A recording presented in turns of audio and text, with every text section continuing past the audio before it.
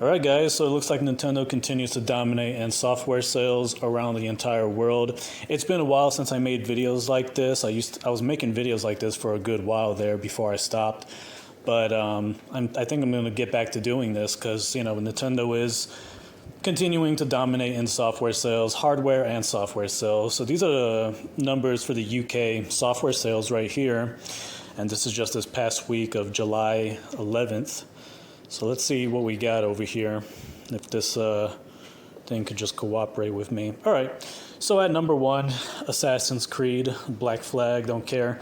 2 is 007, EA Sports 3, Tomodachi Life at number 4. So you got Tomodachi Life Living the Dream at number 4 for Nintendo. Then at number 6, Pokemon Pocopia. At number 8, Mario Kart World. At number 9, Star Fox. Now, UK gamers are pretty stupid. I think people in the UK are stupid in general. But, I don't know, maybe they're starting to get smarter over there. But I would think Star Fox would be a little bit higher on this list. Then at number 13, you got Minecraft for Nintendo. 16, you got Pokemon Legends ZA for Nintendo. 17, Donkey Kong Bonanza. 22, you got Animal Crossing New Horizons. Number 23, you got Mario Kart 8 Deluxe, still selling like crazy, that game. 26, you got Super Mario Bros. Wonder. At 28, what do you know? You got Super Mario Galaxy 1 and 2, still selling very well. A game that everyone was pretty certain wasn't going to do well because it's an old game from the Wii. And how dare they charge $70 for both of those games together? And what do you know? It's still one of the top selling games in the world. At 31, we got The Legend of Zelda Breath of the Wild, still selling very well. Super Mario Party Jamboree at 32. Nintendo Switch Sports at 33. The Legend of Zelda Tears of the Kingdom at 35. And then we got Yoshi and the Mysterious Book at 38.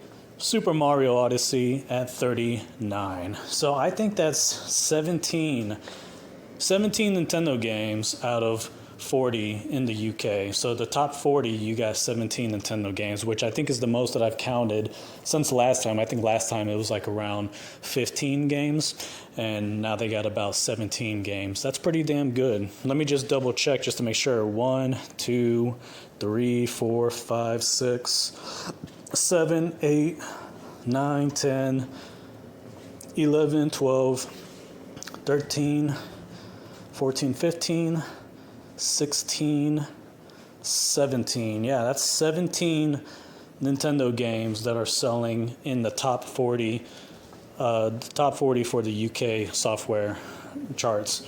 So that's pretty damn good. Of course, Minecraft is one of them, but the rest of them are, Nintendo first party games. So not bad. And you know what? Guess what you don't notice here? Not a single Sony game in the top 40 for the UK. Again, this is a market that PlayStation used to be somewhat relevant in, but it doesn't look like that's the case anymore. So looks like they've lost popularity in the UK. They've already lost popularity in Japan as well.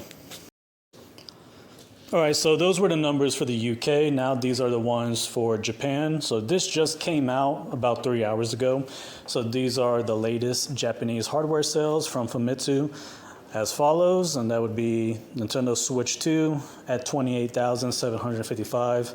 You got dumbasses apparently still buying a PS5 digital edition over there in Japan. So, I guess 10% of the people over there are fucking idiots. 10,000 for that. Switch OLED at 4,000, Switch Lite at 4,000, Switch at 600, PS5 Pro at 400, regular PS5 at 200. And then, of course, this was last week, which was 32,000 for the Switch, 9,000 for the digital PS5, 5,000 for the OLED, 4,000 for the Lite, 1,000 for the PS5 Pro, and 700 for the Switch, 200 for the PS5. But let's look at the software sales real quick. Rhythm Heaven, by the way, Rhythm Heaven I think sold about 300,000 last week, which is insane. So this week it sold about 126,000. That brings its lifetime sales in Japan to 519,000. Then we got Magical Girl Witch Trial, which is at 21,000. That's for the Nintendo Switch. Tomodachi Life is sold 20,000. It's up to 1,400,000 for the Nintendo Switch. You got Assassin's Creed Black Flag for the PlayStation 5. And that's brand new, by the way, brand new game. That's at 17,000. Then you got Echoes of Aincrad, 16,000. Digimon Story for the Nintendo Switch 2 at 15,000. Grand Blue Fantasy Relink Endless Ragnarok, that's another new game, 12,000 for the Nintendo Switch 2. Digimon Story again, this one's for the Nintendo Switch at 11,000.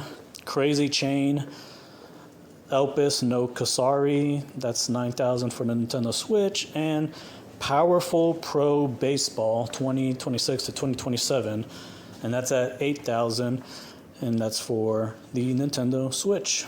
So yeah, they continue to dominate in Japan as well. So they're dominating in Japan. They're also dominating in the UK. So yeah, Nintendo is doing very well. And to idiots out there who think that PlayStation is doing fine financially, yeah, that's not going to be the fucking case when their games are not selling. People are buying games on the Nintendo Switch, and they're even buying third-party games on the Nintendo Switch and Nintendo Switch 2, as opposed to buying them for the PlayStation 5. And the only time they buy for the PlayStation 5 is when it's not available yet on the Nintendo Switch 2. So anyways, yeah, that's those are the numbers. That's what's going on right now with the software sales. It's Nintendo pretty much dominating in multiple regions around the world. So you guys let me know what you think about this in the comments below, and I'll talk to each and every single one of you later.